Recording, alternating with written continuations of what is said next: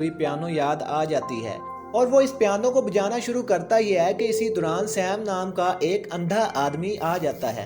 दरअसल वो इस पियानो को ठीक करने ही आया था। पियानो में डैनी की दिलचस्पी को देखकर सैम इसकी मदद करने लगता है। डैनी पियानो बजाने में मगन हो जाता है। तभी सैम डैनी को घड़ी की टिक टिक पर ध्यान देने को कहता है।